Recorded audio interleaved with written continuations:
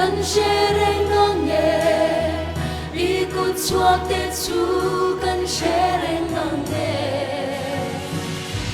fak na la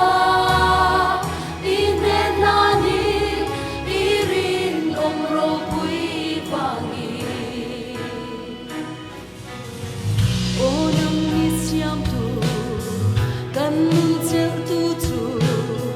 min kan suatu kan himna ini satuan tempo kan putih sang thi pui karamwana ini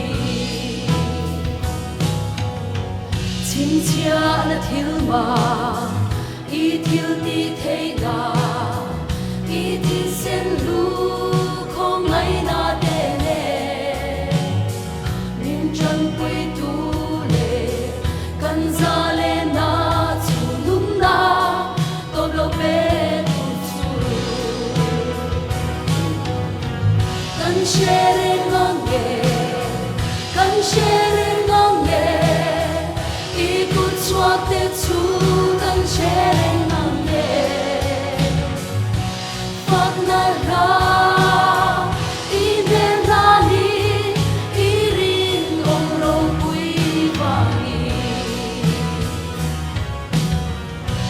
lai ngor thim kan kal tlang lai I thil tin zong kan clear kira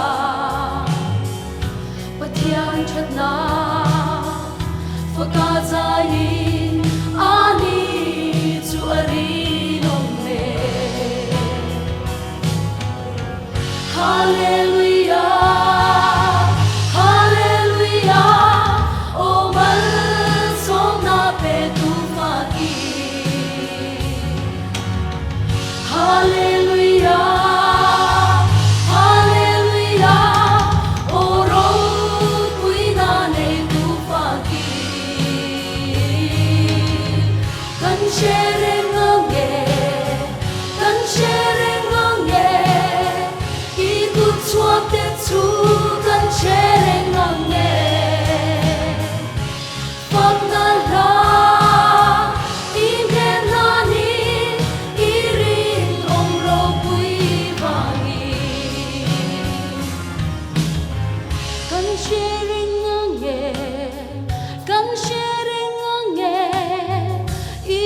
chuak te chu kan sharing nge fak na la inen la ni irin omro pui vangi hallelujah hallelujah o mal song na be tu fagi